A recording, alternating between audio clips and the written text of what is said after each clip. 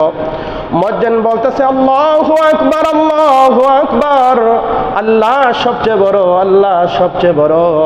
বন্ধু তুমি বলতেছো যে না না, আমার দোকান আমার কাছে বড়, আমার কাজ আমার কাছে বড়, আমার চাকরি আমার কাছে বড়, আমার ব্যবসা আমার কাছে বড়, আমার দুনিয়া আমার কাছে বড়।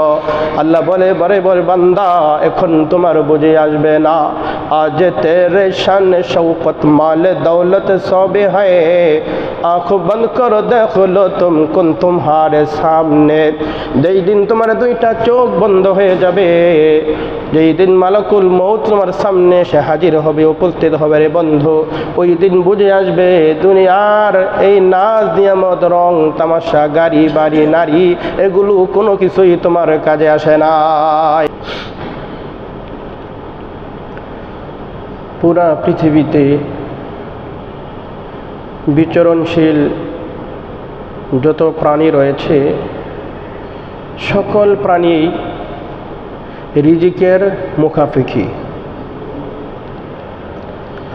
অর্থাৎ পৃথিবীতে আল্লাহর সৃষ্টি জীব যত রয়েছে তোর মধ্যে যাদের প্রাণ রয়েছে সকলেই রিজিকের দিকে তাকিয়ে আছে। তাদের রিজিক কোথা থেকে আসবে, কে দিবে?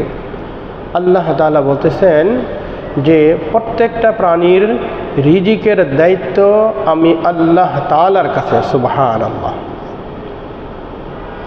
রিজিক কাকে বলে? রিজিক ওই বস্তুকে বলা হয় যে বস্তু আহার করলে মানুষের ক্ষুধা নিবারণ হয়, শরীরে শক্তি সঞ্চার হয়, তার শরীর বর্ধিত হয়, তাকেই বলা হয় রিজিক।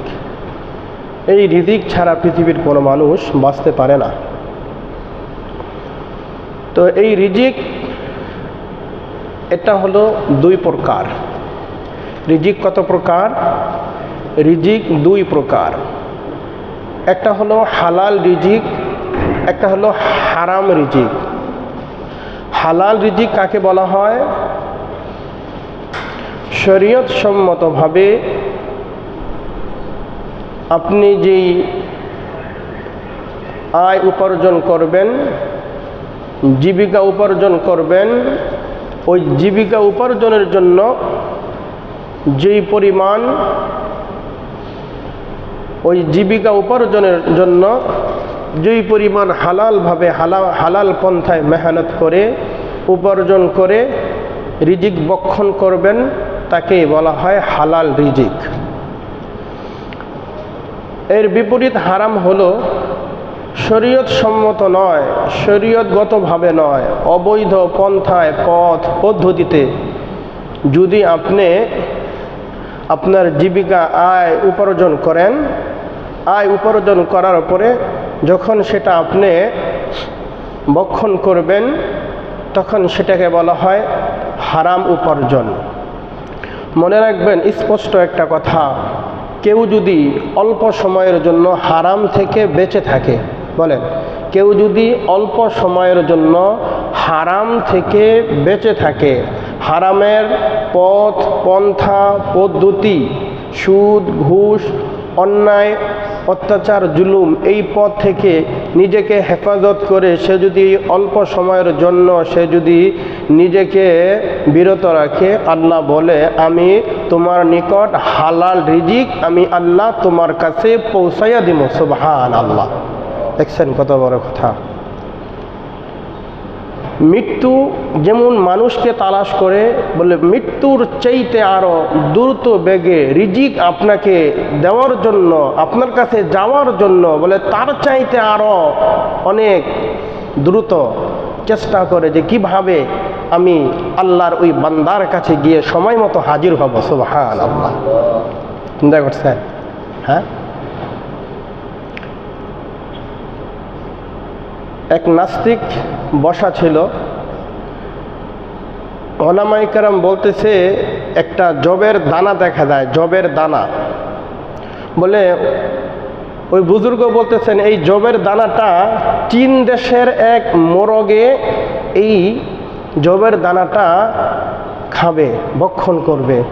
নাস্তিক বলে মৌলবী গো আর খেয়ালে এক কাম নাই, চীন দেশ রয়েছে কই, আমি হলাম বাংলাদেশ, আর চীন দেশের মধ্যে বলে এই জবের দানা বলে মোরগে খাবে। মৌলবী দেখো আমি জবের দানাটা খেয়ে ফেলি, তো জবের দানাটা নিয়ে এমনি মুখের মধ্যে এমনি নিক্ষেপ করছে, তো মুখ দিয়া না গিয়া তার ঢুকছে নাক দিয়া, তো নাক দিয়া ঢুকছে পরে নাকের ভিতরে চলে গেছে। এখন নাক টানতেছে কিন্তু এখানে বের হয় না। অনেক ডক্টরের কাছে গেছে, সবার কাছে গেছে, কিন্তু কেউ এটা কোনোই করতে পারে না। তো যেই দেশে ছিল ওই দেশের ডক্টরও তারা রেফার করছে যে আপনি চীন দেশে চলে যান। কোথায়? চীন দেশে চলে যান। চীন দেশে যাওয়ার পরে ডক্টর পরীক্ষা নিরীক্ষা করে দেখে যে কোনো টিউমার না, কোনো কিছুই না, যে ছোট্ট বড় জাতীয় কোনো খাবার বা কোনো কিছু তার এখানে নাকের ভিতরে এখানে সেখানে গিয়ে নাক বন্ধ হয়ে আছে। তিনি একটা স্প্রে দিয়েছে, চীনের ডক্টর একটা স্প্রে দিয়েছে। ওই নাস্তিক তখন হাসি দিছে, হাসি দেওয়ার সাথে সাথে, তো এটা অনেক দিন হয়ে গেছে, নাকের ভিতরে ফুলাই হয়ে গেছে। হাসি দেওয়ার সাথে সাথে তার নাক থেকে জবের দানাটা বের হয়ে পড়ে গেছে। আর অমনি চীন দেশের এক মোরগ এসে ওই জবের দানাটা এরপরে নিয়ে ঠোকর দিয়ে খেয়ে ফেলছে। মানুষের রিজিক, নাস্তিকের দেমাগ তখন খুলছে যে আসলে আল্লাহ তাআলার রিজিক যার যেখানে আছে সে সেখানে, এই রিজিক সেখানে যাবেই, এই রিজিক সেখানে যাবেই। হাজারো চেষ্টা করলে রিজিক থেকে কেউ তাকে ফেরাতে পারবে না। রিজিকের জন্য ভাই কেউ মরে না, অনাহারে কেউ মরে না। এমন কোনো প্রমাণ নেই যে অনাহারে মানুষ মারা যায়, বলে তার হায়াত শেষ, এরপরে মানুষ বিদায় নিয়ে চলে যায়। হাসপাতালে যারা ভর্তি, দিনের পরে দিন, মাসের পরে মাস হাসপাতালের বেডে শুয়ে আছে, তাকে শুয়ে শুয়ে বেডে শুয়ে তারপরে তাকে তার আত্মীয় স্বজন তাকে একবেলা দুই বেলা খাবার খাওয়াচ্ছে, কাউকে বিভিন্ন পন্থা বিভিন্ন পদ্ধতিতে তাদেরকে খাবার খাওয়াচ্ছে। আল্লাহ বলতেছে যে তার হায়াত যতদিন আছে ততদিন পর্যন্ত তার রিজিক চলতেই থাকবে, চলতেই থাকবে। সুবহানাল্লাহ। হায়াত যখন শেষ হয়ে যাবে আর তার রিজিক থাকবে না। অপরদিকে সুস্থ সবল সুঠাম দেহের অধিকারী মানুষ এশারের নামাজের পরে বাসায় গিয়ে ঘুম আসছে, হঠাৎ করে ফজরের আজানের সময় ডাকে আর ওঠে না। যুবক সুন্দর সুস্থ সুঠাম দেহের অধিকারী রাতের বেলা ঘুম আসলো, সকালবেলা উঠতে পারলো না, তাহলে তার রিজিক, বলে তার হায়াত শেষ, তার রিজিক শেষ।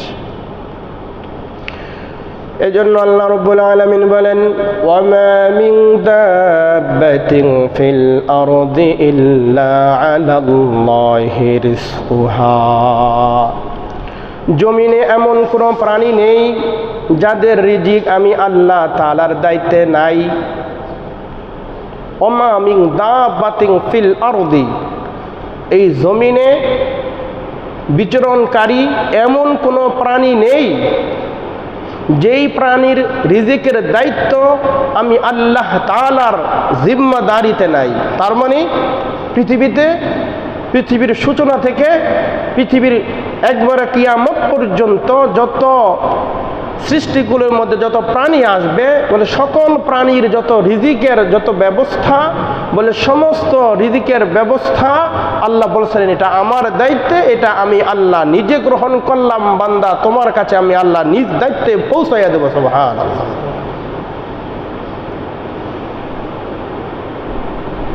আজকে আমরা রিজিকের জন্য কত পেরেশানি। আল্লাহ বলতেছেন আমার যেই হক, আমার হক আদায় করো, তোমাদের উত্তম ব্যবস্থা রিজিকের ফয়সালা আমি আল্লাহ তাআলা আসমান থেকে আমি করে দিব। সুবহানাল্লাহ। সূরা জুমআ 10 নম্বর আয়াত আল্লাহ তাআলা বলতেছেন, ফাইযা কুদিয়াতিস সালাতু ফান্তাশিরু ফিল আরদি ওয়াবতাগু মিন ফাদলিল্লাহ ওয়াযকুরুল্লাহা কাসীরান লাআল্লাকুম তুফলিহুন। আল্লাহ তাআলা বলেন, ফাইযা কুদিয়াতিস সালাতু ফান্তাশিরু ফিল আরদ, নামাজ শেষ হওয়ার পরেই তোমরা জমিনে তোমরা ছড়িয়ে ছিটিয়ে পড়ো। ওয়াবতাগু মিন ফাদলিল্লাহ, তোমরা আল্লাহ তাআলার অনুগ্রহ সন্ধান করতে থাকো, আল্লাহর অনুগ্রহ সন্ধান করতে থাকো।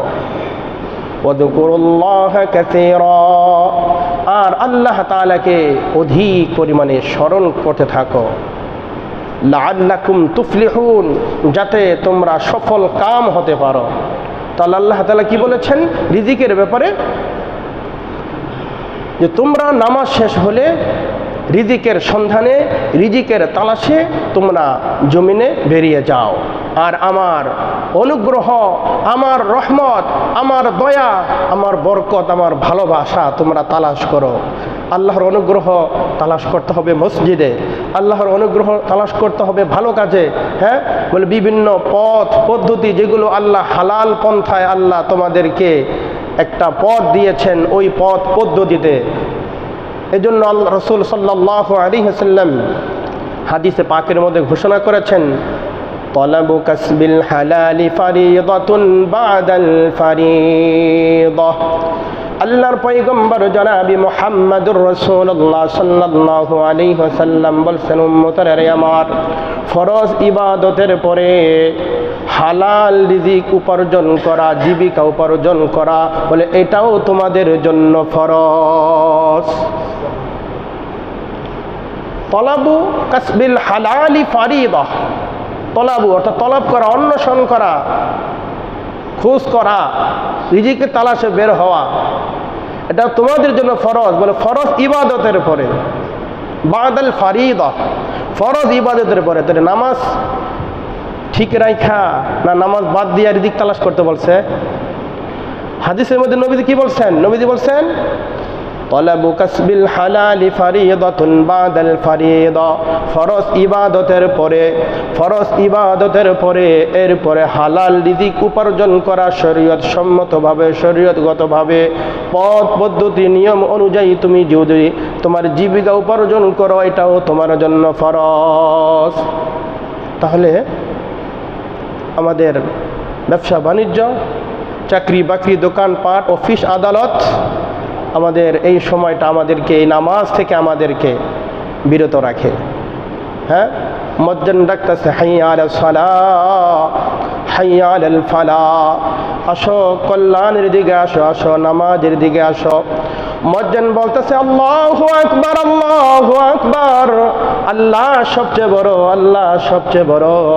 বন্ধু তুমি বলতেছো যে না না, আমার দোকান আমার কাছে বড়, আমার কাজ আমার কাছে বড়, আমার চাকরি আমার কাছে বড়, আমার ব্যবসা আমার কাছে বড়, আমার দুনিয়া আমার কাছে বড়। আল্লাহ বলে, বলে বলে বান্দা, এখন তোমার বুঝে আসবে না। আজ তেরে শান শৌকত মাল দৌলত সবে হ্যায়, আঁখ বন্ধ করো দেখো তুম কুন তুমহারে সামনে। যেই দিন তোমার দুইটা চোখ বন্ধ হয়ে যাবে, যেই দিন মালাকুল মউত তোমার সামনে এসে হাজির হবে, উপস্থিত হবে রে বন্ধু, ওই দিন বুঝে আসবে দুনিয়ার এই নাচ নিয়ামত, রং তামাশা, গাড়ি বাড়ি, নারী, এগুলো কোনো কিছুই তোমার কাজে আসে না। আজ তেরে শান শৌকত মাল দৌলত সবে হ্যায়, আঁখ বন্ধ কর দেখো তুম কুন তুমহারে সামনে। কবি বড় চমৎকার ভাষায় বলতেছেন, মর্দ মারা সর্বে সরদা খাবেদা, গশতে বেদারা কে ও রফতা জাহা। ও বন্ধু, দুনিয়া থেকে চলে যাওয়ার পরে অন্তরের চোখ যখন খুলে যাবে, তখন বলবা, আল্লাহ আমাকে আবার একটু সময় দাও, আবার একটু দুনিয়াতে যাই, আমার একটু সময় দেন, দুনিয়াতে যাইয়া আবার আপনার হুকুম পালন করে আসি। আল্লাহ বলে, না না বান্দা, তোমাকে তো সময় দেওয়া হয়েছিল। দুনিয়াতে কতবার মুয়াজ্জিন তোমাকে আল্লাহু আকবার বলে তোমাকে আজানের ধ্বনি দিয়ে তোমাকে ডেকেছিল, তখন তোমার কাছে কাজ বড় ছিল, দুনিয়া তোমার কাছে বড় ছিল রে বন্ধু। আজকে তুমি আমার কাছে কেন, তুমি আমার কাছে আবার হায়াত ভিক্ষা চাইতেছ? এখন তোমাকে আর দুনিয়াতে পাঠানোর কোনো সুযোগ হবে না, কোনো অপশন নাই, কোনো সুযোগ নাই তোমার জন্য। এখন তোমার যেই ফয়সালা, ওই ফয়সালাই তোমাকে মেনে নিতে হবে। হযরতে সাহাবায়ে কেরাম যখন কাজ করতেন, যখন কুঠাল পিছনে নিতেন, আর মসজিদে বিলাল যখন আজান দিতেন আল্লাহু আকবার বলে, আর সাহাবায়ে কেরাম ওই কুঠাল সামনে সামনে আনতেন না। হযরতে সাহাবায়ে কেরাম ওই কাজের কুঠাল পিছনে ফেলে দিতেন, বলে আল্লাহু আকবার ধ্বনি শোনার পরে যদি আমি কুড়াল সামনে আনি তাহলে আমার আল্লাহ ছোট হয়ে যায়, আমার কাজ আল্লাহর চাইতে বড় হয়ে যায়। কি ছিল হযরতে সাহাবায়ে কেরামের জীবন, কি আপনার আমার জীবন। মাত্র 60-70 বছর হায়াত নামের জিন্দেগি, এই জিন্দেগির জন্য কি করতেছি বন্ধু আমার। যাই হোক, বলতেছিলাম আল্লাহ রাসূল সাল্লাল্লাহু আলাইহি ওয়াসাল্লাম বলছেন যে ফরজ ইবাদতের পরে হালাল রিজিক উপার্জন করা এটা হলো তোমাদের জন্য ফরজ। হালাল রিজিক ইবাদত কবুল হওয়ার শর্ত। বলেন, হালাল রিজিক ইবাদত কবুল হওয়ার জন্য শর্ত। আল্লাহ রাব্বুল আলামিন সূরা বাকারা 168 নম্বর আয়াতে কারিমায় আল্লাহ তাআলা বলতেছেন, ইয়া আইয়ুহান নাস কুলু মিম্মা ফিল আরদি হালালান তাইয়্যিবা। আল্লাহ রাব্বুল আলামিন গোটা বিশ্বের সমস্ত মানব জাতিকে আল্লাহ তাআলা সম্বোধন করে বলতেছেন, এখানে আল্লাহ তাআলা পাপী তাপী নেককার বদকার ধনী গরিব কালো সাদা কাউকে আল্লাহ তাআলা নির্দিষ্ট করেন নাই। আল্লাহ বলেছেন, ইয়া আইয়ুহান নাস, হে মানব জাতি, হে মানুষ, কুলু মিম্মা ফিল আরদি হালালান তাইয়্যিবা। আমি আল্লাহ তাআলা তোমাদেরকে যেই হালাল এবং পবিত্র রিজিক তোমাদেরকে প্রদান করেছি, ওই হালাল এবং পবিত্র রিজিক থেকে তোমরা ভক্ষণ করো। ওয়ালা তাত্তাবিউ খুতুওয়াতিশ শাইতান, তোমরা শয়তানের অনুসরণ করো না।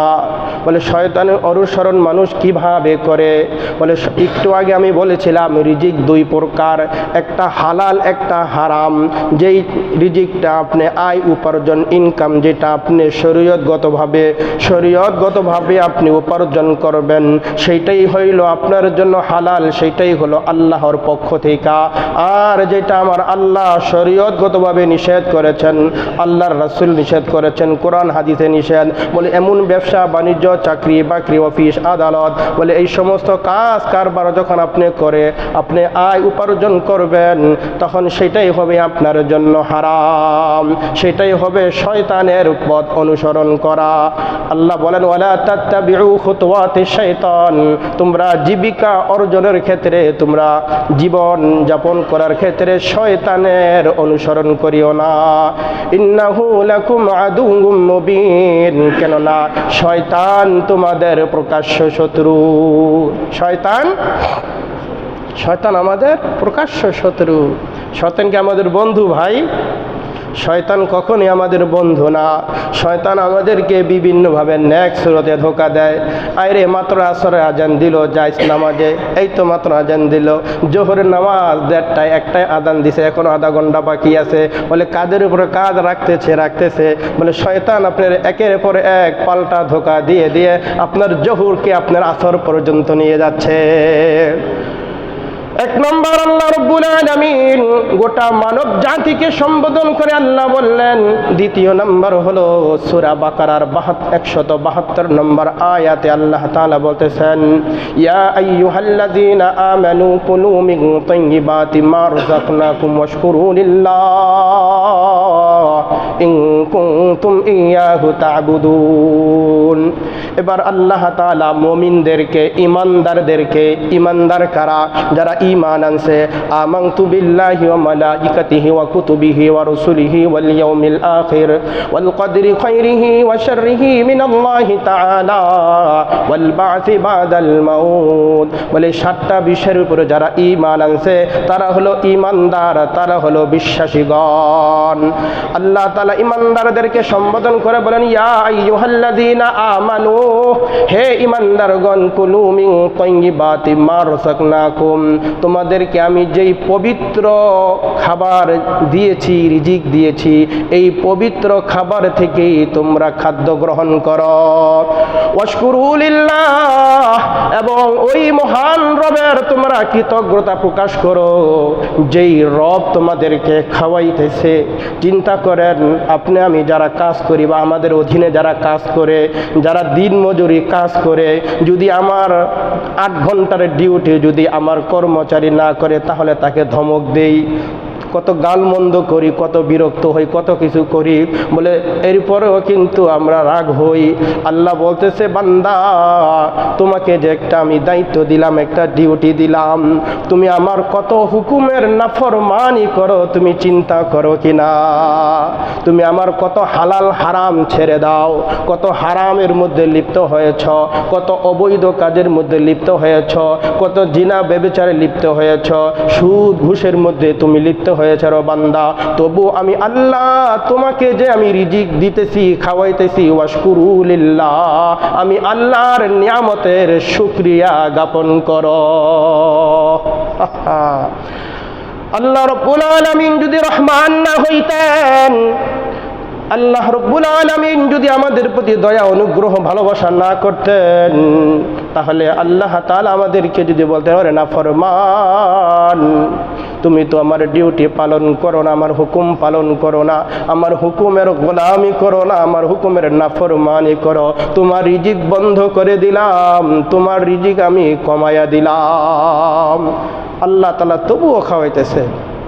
আল্লাহ তাআলা, হুজুর তাহলে আমাদেরকে আল্লাহ খাওয়াইতেছে, যারা কাফের, যারা বেদিন, যারা মুশরিক, তাদেরকে তো আল্লাহ খাওয়ায়। আল্লাহ বলেন, হা হা আদ-দুনিয়া সিজনুল মুমিন ওয়া জান্নাতুল কাফের, বলে দুনিয়াটা হইল মুমিনের জন্য জেলখানা।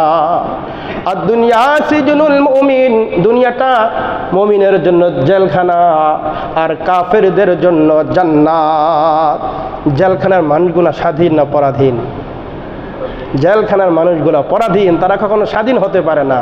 যেথায় ইচ্ছা সেথায় জেলখানা থেকে বের হয়ে চলে যেতে পারে না, যা ইচ্ছা তাই করতে পারে না, উপরের হুকুম অনুযায়ী সকল কাজকর্ম ওইভাবেই তাকে আসামিকে করতে হয়। আল্লাহ বলতেছেন, ও বান্দারা, ও ইমানদাররা, আর দুনিয়া সিজনুল মুমিন, তুমি হইল দুনিয়া, দুনিয়া হলো মুমিনের জন্য জেলখানা, এই জেলখানার কয়েদিখানা করে আসো, পরকালে তোমার জন্য জান্নাত। ও জান্নাতুল কাফের, আর দুনিয়ার সমস্ত নাজ নিয়ামত, ভোগ বিলাসিতা, সমস্ত আরাম আয়েশ সব কিছু কাফেরদের জন্য দিয়া রাখছি। বলে যা নাফরমান, পরে তোর দুনিয়ায় দিয়া দিলাম, শুধু খালি মরার অপেক্ষা, তোর হায়াত শেষ হওয়ার সাথে সাথেই তোর আযাব শাস্তি শুরু হয়ে যাবে। ওয়াশকুরু লিল্লাহ ইন কুনতুম ইয়্যাহু তা'বুদুন, ইন কুনতুম ইয়্যাহু তা'বুদুন, যদি তোমরা আল্লাহ তাআলার ইবাদত করো। হে ইমানদারগণ, আল্লাহ যে রিজিক দিয়েছেন, পবিত্র রিজিক থেকে তোমরা ভক্ষণ করো, আল্লাহর শুকরিয়া জ্ঞাপন করো, এবং আল্লাহ তাআলার ইবাদত তোমরা করো। 2 নম্বর। 3 নম্বর, এবার আল্লাহ তাআলা 1,24,000 পয়গম্বরকে লক্ষ্য করে আল্লাহ তাআলা সূরা মুমিনুন এর 51 নম্বর আয়াতে আল্লাহ বলতেছেন, ইয়া আইয়ুহার রাসূল কুলু মিনাত তাইয়্যিবাতি ওয়া'মালু সালিহা। আল্লাহ তাআলা বলেন, ইয়া আইয়ুহার রাসূল, হে রাসূল, যত নবী রাসূল পৃথিবীর সূচনা থেকে আসছে, সমস্ত নবী রাসূলকে আল্লাহ তাআলা মেনশন করে বলছেন, ও আমার নবী রাসূলরা শুনেন, ইয়া আইয়ুহার রাসূল কুলু মিনাত তাইয়্যিবাত, আপনারা পবিত্র খাবার ভক্ষণ করেন, ওয়া'মালু সালিহা, এরপরে আপনারা নেক আমল করেন। সুবহানাল্লাহ। শর্ত কি দিছে? প্রথম নম্বর শর্ত হলো, হে রাসূলগণ, 1 নম্বর শর্ত হলো আপনারা কুলু মিনাত তাইয়্যিবাত, আপনারা পবিত্র খাবার খাবেন। কি হারাম খাইতে কইছে না হালাল খাইতে কইছে? হালাল খাবার ভক্ষণ করতে কইছে। এমন না সাধারণ মানুষের জন্য হারাম, এরপরে মুমিনের জন্য হালাল, এরপরে আবার নবীদের জন্য হালালও ঠিক আছে, হারামও ঠিক আছে। আল্লাহ বলছেন, না না না, একজন আদনা থেকে আদনা ইমানদারের জন্য যেই হুকুম, বলে নবীরা আপনাদের জন্য সেই হুকুম। ইয়া আইয়ুহার রাসূল কুলু মিনাত তাইয়্যিবাতি ওয়া'মালু সালিহা। হে রাসূলগণ, আম্বিয়া আলাইহিস সালামগণ, আপনারা নিজেরা পবিত্র খাবার ভক্ষণ করেন। ওয়া'মালু সালিহা, পবিত্র খাবার খাওয়ার পরে আপনাদের দিলের মধ্যে নূর আসবে। সুবহানাল্লাহ। হ্যাঁ, ওয়া'মালু সালিহা, তখন আমল করতে আপনাদের বড় ভালো লাগবে। ইন্নী বিমা তা'মালুনা আলীম। আল্লাহ তাআলা এই আয়াতের মাধ্যমে কি বুঝলেন? পরপর 3টা আয়াতে আল্লাহ তাআলা একই কথা বললেন। প্রথম সমস্ত মানব জাতিকে বললেন তোমরা হালাল এবং পবিত্র খাবার। দ্বিতীয় আয়াতে বললেন শুধু মুমিনদেরকে সম্বোধন করে পবিত্র খাবার গ্রহণ করো, শুকরিয়া জ্ঞাপন করো, আল্লাহর ইবাদত করো। আর 3 নম্বর নবী রাসূলদের সম্বোধন করে বললেন পবিত্র খাবার ভক্ষণ করেন, এরপরে নেক আমল করেন। তাহলে পবিত্র খাবার ইবাদত কবুল হওয়ার জন্য শর্ত। পবিত্র খাবার ভক্ষণ করলে অন্তরের মধ্যে নূর পয়দা হয়, অন্তরের মধ্যে নূর পয়দা হয়, ইবাদতের মধ্যে মজা লাগে, স্বাদ লাগে, তেলাওয়াতের মধ্যে মন লাগে, খুব ভালো লাগে। আর যদি এরকমভাবে পবিত্র খাবার ভক্ষণ না করেন তাহলে ইবাদতের মধ্যে মনের এরকম স্বাদ জাগে না, দিল মরে থাকে, অন্তরের মধ্যে কোনো নূর নাই। নামাজের জন্য ডানে ডাক দিলে বামে চলে যায়। হ্যাঁ, আল্লাহু আকবার কবীরা। ভারতের দেওবন্দে দিন মজুরি এক কাজ করত এক ভাই, তার নাম ছিল শাহজি আব্দুল্লাহ। এই শাহজি আব্দুল্লাহ মাত্র 2 পয়সায় ঘাস বিক্রি করত, 2 পয়সা। ওই শাহজির ঘাস সবাই নেওয়ার জন্য পাগল, বলে শাহজির ঘাস বড় বরকতপূর্ণ, এর ঘাস যদি আমরা নেই তাহলে মনে হয় আমাদের গাভীতে বরকত হবে, দুধ বেশি হবে। এটা তাদের একটা এই ছিল, কেন সে অনেক তাকওয়াবান পরহেজগার লোক। কিন্তু শাহজি আব্দুল্লাহ একটাই কথা, আমার এই কাঁচা ঘাস এর দাম মাত্র 2 পয়সা। কত?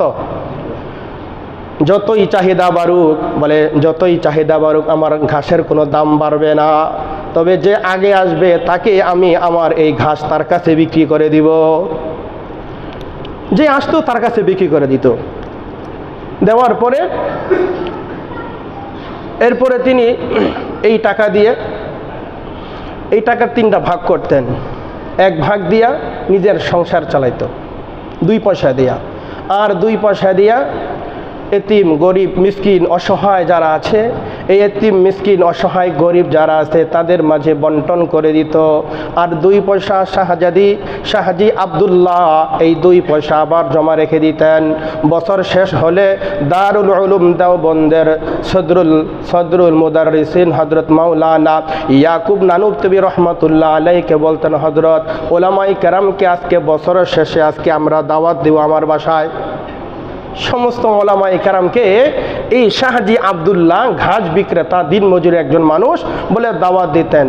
কিতাবের মধ্যে লেখছে দারুল উলুম দেওবন্দের সদরুল মুদাররিসিন হযরত মাওলানা ইয়াকুব রহমাতুল্লাহ আলাইহি বলতেছেন এই কথা যে এই শাহজি আব্দুল্লাহর বাড়িতে খাবার খাওয়ার পরে বলে 40 দিন পর্যন্ত দিলের মধ্যে এমন একটা নূর, একটা আবেগ থাকতো যে মনে চাইতো যে শুধু খালি কোরআন তেলাওয়াত করি, নামাজ পড়ি, ইবাদত করি, তাসবিহ তাহলে জিকির আজকার শুধু খালি করতেই থাকি। সুবহানাল্লাহ। দিন মজুর একজন মানুষ। কাসেম নানুতুবি রহমতুল্লাহ আলাইহির অপর এক ঘটনার মধ্যে আসছে, আরেক বাড়িতে হুজুরকে দাওয়াত দিয়েছেন। হুজুর প্রথম লোকমা হাতে নিয়েছেন। হাতে লোকমা নেওয়ার সাথে সাথেই হুজুরের মনে হলো কেমন জানি এটার মধ্যে মনে হয় হারামের একটা আমদামির একটা ঘ্রাণ, একটা গন্ধ পাওয়া যাচ্ছে। হজরতে খবর নিয়ে দেখলেন যে আসলেই যেই খাবার হজরতকে দেওয়া হয়েছে এই খাবারের মধ্যে আসলেই তার যেই আয় ইনকাম উপার্জন এটা আসলেই হালাল নয়। এরপর হুজুর সেখান থেকে চলে আসলেন, ইস্তেগফার করলে, তওবা ইস্তেগফার করে আল্লাহ তাআলার কাছে কান্নাকাটা করলেন। হযরত বলতেছেন এরপরে দীর্ঘ 2 মাস পর্যন্ত আমার দিল এমন মরে গিয়েছে, দীর্ঘ 2 মাস পর্যন্ত আমার কোনো ইবাদতের মধ্যে আর কোনো মন বসে নাই। আমি ইবাদতের মধ্যে মনের যোগ লাগাতে পারতেছিলাম না, এমন এক পরিস্থিতি, এমন এক অবস্থা আমার হয়ে গেছে। এর জন্য হালাল রিজিক এটা ইবাদত কবুল হওয়ার জন্য শর্ত। ইমাম আহমদ ইবনে হাম্বল রহমতুল্লাহ আলাইহি ইমাম শাফি রহমতুল্লাহ আলাইহির শিষ্য ছিলেন। মিশর থেকে উস্তাদ ছাত্রের কাছে চিঠি লেখছে, ইমাম আহমদ বিন হাম্বল অনেক দিন হয় বাবা তোমাকে দেখি না, আসো একদিন আমার বাসায় মেহমান হও। উস্তাদের চিঠি পেয়ে ছাত্র এবার চলে আসলেন উস্তাদের বাসায়। আসার পরে ইমাম আহমদ বিন হাম্বল রহমতুল্লাহ আলাইহিকে বরণ করে নেওয়ার জন্য উস্তাদ অগণিত অসংখ্য মানুষ নিয়ে এরপরে তাকে বাসায় নিয়ে আসলেন। রাতের বেলা ইমাম শাফি রহমতুল্লাহ আলাইহির বাসায় মেহমান হলেন। তো মেহমান হওয়ার পরে তো হজরতকে প্রায় 4-5 জনের খাবার দেওয়া হয়েছে, অনেকগুলো খাবার তার সামনে পরিবেশন করা হয়েছে। ইমাম আহমদ বিন হাম্বল রহমতুল্লাহ আলাইহি সকল খাবার সবগুলো তিনি খেয়ে ফেলছেন। খাওয়া দাওয়ার পরে এবার তার যেই আরামের জায়গা খাস কামরা তাকে সেখানে দিয়ে দেওয়া হলো। ইমাম শাফি রহমতুল্লাহ আলাইহি তার ছেলে সন্তানেরা তার জন্য একটা লোটা এর মধ্যে পানি রেখে দিল যে অজু করবে, অজু করে তাহাজ্জুদ পড়বে, এরপরে আমল করবে, সব কিছু করবে। ইমাম শাফি রহমতুল্লাহ আলাইহির ছেলেরা পানি রেখে দিছে। সকালবেলা ফজর আজান হয়েছে, বলে উস্তাদ চলেন নামাজ পড়ে আসি। মসজিদ থেকে নামাজ পড়ে এবার বাসায় ঢুকলেন, এবার বিদায় নিবেন। ইমাম শাফি রহমতুল্লাহ আলাইহির ছেলেরা বলতেছে, আব্বা আপনি বললেন আপনার ছাত্র ইমাম আহমদ বিন হাম্বল রহমতুল্লাহ অনেক বড় আলেম, অনেক বড় বুজুর্গ, কেমন তোর বুজুর্গ বুঝলাম না, 3-4 জনের খাবার দিলাম, সমস্ত খাবারগুলো খেয়ে ফেললো। এরপরে রাতের বেলায় পানি দিলাম অজু করার জন্য, সে কোনো পানিও ব্যবহার করলো না, কোনো কিছু করলো না, পানির জায়গায় পানি রয়েছে, আসলে বিষয়টা তো বুঝলাম না। এক পর্যায়ে সন্তানদের পীড়াপিড়িতে ইমাম শাফি রহমতুল্লাহ আলাইহি বলতেছে, ইমাম আহমদ বিন হাম্বল তোমার আমল কবে থেকে এমন হয়ে গেল? তিনি তো ইমাম, তিনি বুঝে ফেলছেন। বলতেছে, ওস্তাদ আসলে বিষয়টা হলো গতকালকে যখন আপনার এখানে আসছি, আসার পর আমি ঘরে ঢোকার সাথে সাথে দেখতেছি যে আপনার ঘরের মধ্যে আসমান থেকে এত পরিমাণ রহমত বরকত নূর দ্বারা আপনার ঘর আলোকিত হয়ে গেছে। আর এই খাবারের মধ্যে যে এত বরকত, আমি চিন্তা করছি যে আমার যদি 1 সপ্তাহ না খেয়ে থাকতে হয় তবু আমি 1 সপ্তাহ না খেয়ে থাকবো, কিন্তু আপনার ঘরের এই রহমত বরকত, এই হালাল নূর, এই রিজিকের নূর আমি ইমাম আহমদ ইবনে হাম্বল আমার অন্তরের ভিতরে আমি ঢুকাইয়া নিব। সুবহানাল্লাহ। বলে এই জন্য আমার কষ্ট হইলেও আপনার এই খাবারের মধ্যে আমি আসমানি নূর দেখছি, আপনার এত হালাল, এত পবিত্র পবিত্র আপনার এই খাবার ছিল, বলে সেই খাবার আমি খেয়ে এজন্য আমি পেট ভর্তি করে, উদর ভর্তি করে আমি সেই খাবারগুলো আমি খেয়ে নিছি। আর ওস্তাদ আপনি যে বলেন পানির কথা, দীর্ঘদিন যাবৎ অনেক দিন পরে ওস্তাদ এশারের ওযু দ্বারা আমি ফজরের নামাজ আদায় করতে পারলাম। সুবহানাল্লাহ। দীর্ঘ অনেক দিন পরে এশারের নামাজের ওযু দ্বারা ফজর নামাজ আদায় করতে পেরেছি। আর বলতেছে ওস্তাদ তার সাথে সাথে কোরআনে কারিমের একটা আয়াত থেকে আমি 100টি মাসআলা ইস্তেমবাত করতে পেরেছি, যা এ যাবৎ আমার বুঝে আসে নাই। সুবহানাল্লাহ। কোরআনে কারিমের একটা আয়াত থেকে আমি 100 মাসআলা বের করেছি এই রাত্রির মধ্যে, যা আমি ইমাম আহমদ ইবনে হাম্বলের এই পর্যন্ত আমার বুঝে আসে নাই। আপনার এই হালাল রিজিকের এই নূরের বরকতে আল্লাহ তাআলা আমার সিরাকে এত প্রশস্ত করে, এত নূর দ্বারা এত ভরপুর আল্লাহ তাআলা করে দিয়েছে। সুবহানাল্লাহ। হালাল রিজিক, আহা, আল্লাহু আকবার। আর হারামের পরিণতি কি হবে? রাসূল করিম সাল্লাল্লাহু আলাইহি ওয়াসাল্লাম বলেছেন, লা ইয়াদখুলুল জান্নাতা লাহমুন নাবাতা মিনাস সুহতি। আল্লাহ রাসূল সাল্লাল্লাহু আলাইহি ওয়াসাল্লাম বলেছেন, ওই ব্যক্তি, ওই গোশত জান্নাতে যাবে না। লা ইয়াদখুলুল জান্নাতা লাহমুন নাবাতা মিনাস সুহতি, যেই শরীরের অংশটা হারাম উপার্জন দ্বারা বর্ধিত হয়েছে, অকুল্লু লাহমিন নাবাতা মিনাস সুহতি, আর প্রত্যেকটা হারামকৃত বস্তু দ্বারা লালিত পালিত যেই গোস্ত সেটাই জাহান্নামের উপযুক্ত। হারাম যখন আপনি খান, হারাম খাওয়ার পরে শরীরের রক্ত, মাংস, হাড্ডি, মজ্জা সব কিছু তো বৃদ্ধি পায়। নবীজি বলতেছেন যে ওই ব্যক্তির শরীরটা জান্নাতে প্রবেশ করবে না। অপর হাদিসের মধ্যে আল্লাহ রাসূল বলেছেন, মান ইশতারা সাওবান বিআশারাতি দারাহিমা ওয়া ফীহি দিরহামুন হারামুন। আল্লাহ রাসূল সাল্লাল্লাহু আলাইহি সাল্লাম বলছেন, তুমি একটা কাপড় পরিধান করেছ, একটা কাপড় তুমি ক্রয় করেছ, মান ইশতারা সাওবান, তুমি একটা কাপড় ক্রয় করেছ, বিআশারাতি দারাহিমা, 10 দিরহাম দেয়া। কত দিরহাম? 10 দিরহাম। ওয়া ফীহি দিরহামুন হারামুন, তার মধ্যে মাত্র 1 দিরহাম হারাম। কত দিরহাম? 1 দিরহাম হারাম। আল্লাহ রাসূল বলেছেন যে তুমি লাম ইয়াকবালিল্লাহু লাহু সালাতান মা দাম আলাই, যতদিন পর্যন্ত তুমি ওই কাপড় পরিধান করে তুমি নামাজ পড়বে, তোমার 1 ওয়াক্ত নামাজ, একটা সেজদাও তোমার কবুল হবে না। জামা একটা কিনছেন 40 টাকা, 39 টাকা হালাল, 1 টাকা হারাম। বলে নামাজ যত সেজদা করতে করতে প্রথম কাতারে ইমাম সাহেবের পিছনে এসে নামাজ পড়তেছেন, কপালে দাগ হয়ে গেছে, কোনো কাম নাই, হারাম। হারাম থেকে বাঁচতে হবে আমাদেরকে, হারামের পরিণতি বড় খারাপ। রাসূলুল্লাহ সাল্লাল্লাহু আলাইহি ওয়াসাল্লামের নাতি হযরতে হুসাইন রাদিয়াল্লাহু তাআলা আনহু, হাসান শৈশবে সদগার মাল খেয়ে ফেলছিল, খেজুর। নবীজি তাড়াতাড়ি আঙ্গুল দিয়ে বের করে ফেলে দিছে। বলে তুমি কি জানো না নবীর পরিবারের জন্য এই সদগা খাওয়া হারাম? ছোট বাচ্চাদেরকে পর্যন্ত আল্লাহ রাসূল এরকমভাবে তাদেরকে ফিরাইয়া দিস।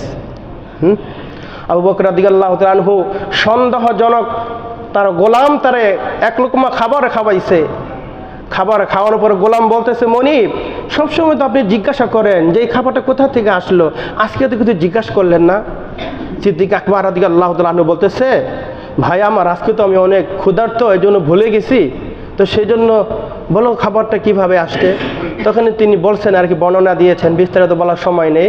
তখন বলছে এই খাবার তো আমার জন্য হালাল নয়। তখন তিনি নিজে গলার ভিতরে আঙ্গুল দিয়েছে, বলে বমি আসে না, তারপর পেয়ালা ভর্তি পানি পান করে এরপরে বমি করে বলতেছে এত কষ্ট 1 লোকমা খাবার বের করার জন্য। সাইয়েদনা সিদ্দিক আকবর রাদিয়াল্লাহু তাআলা আনহু বলতেছে যে আমি তো যদি এই 1 লোকমা খাবার নিয়ে তো আমি জাহান্নামে যেতে চাই না, আমি তো জাহান্নাম থেকে বাঁচতে চাই। যদি আমার প্রাণ বের হয়ে যায় তবু আমি এই খাবার আমার ভিতর থেকে আমি বের করে ফেলবো। আল্লাহ রাসূল বলেছেন, লা ইয়াদখুলুল জান্নাতা জাসাদুন গুযিয়া বিল হারাম, হারাম ভক্ষণকারী কখনো জান্নাতে প্রবেশ করবে না। লা ইয়াদখুলুল জান্নাতা জাসাদুন গুযিয়া বিল হারাম, বলে হারাম ভক্ষণকারী, বলে সুদওয়ালারা সুদ থেকে বাঁচো, ঘুষওয়ালারা ঘুষ থেকে বাঁচো, হারামখোরেরা হারাম থেকে বাঁচো, জুয়াখোরেরা জুয়া থেকে বাঁচো, যে যে গুনার মধ্যে আছো বলে সমস্ত গুনাহ থেকে বাঁচো। নবী বলেন, ইত্তাকিল মাহারিমা তাকুন আবাদান নাস। ও আবু হুরায়রা, তুমি সমস্ত গুনাহ থেকে বাঁচো, তাহলে সবচেয়ে বড় ইবাদতকারী হতে পারবা। বিশ্বাস না করলে একটা সপ্তাহ করে দেখেন, যত হারাম আছে, মিথ্যা কথা গুনাহ না, চুগলি করা গুনাহ না, মানুষকে কষ্ট দেওয়া গুনাহ না, জুলুম করা গুনাহ না, মানুষকে ধোঁকা দেওয়া গুনাহ না, অর্থাৎ যত ধরনের গুনাহ আছে সমস্ত গুনাহ থেকে একটা সপ্তাহ খালি বাঁচেন, একটা সপ্তাহ। নবীজির হাদিস মানেন, দেখেন, ইত্তাকিল মাহারিমা তাকুন আবাদান নাস, বলে যত হারাম আছে আবু হুরায়রা সমস্ত হারাম থেকে বাঁচো, তাহলে সবচাইতে বড় ইবাদতকারী হইতে পারবা। তাহলে বলতেছিলাম হালাল আর হারামের রিজিকের কথা। সর্বশেষ নবীজি বলছে, মানুষ উম্মতের রিজিকের এত পেরেশানি কইরো না, তোমরা আল্লাহর উপরে ভরসা করো। লাউ আন্নাকুম তাতাওয়াক্কালুনা আলাল্লাহি হাক্কা তাওয়াক্কুলিহি লারাযাকাকুম কামা ইয়ারযুকুত তায়রা তাগুদু খিমাসান ওয়া তারুহু বিতানান।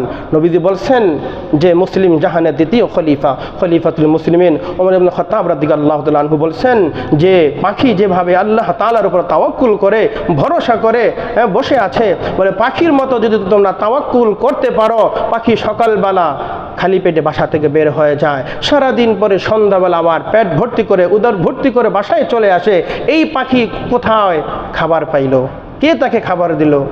এই পাখি কোথাও কোনো মিটিং মিছিল করেছে, কোনো আন্দোলন করেছে? করে নাই। তাদেরকে কে রিজিক দিয়েছে ভাই?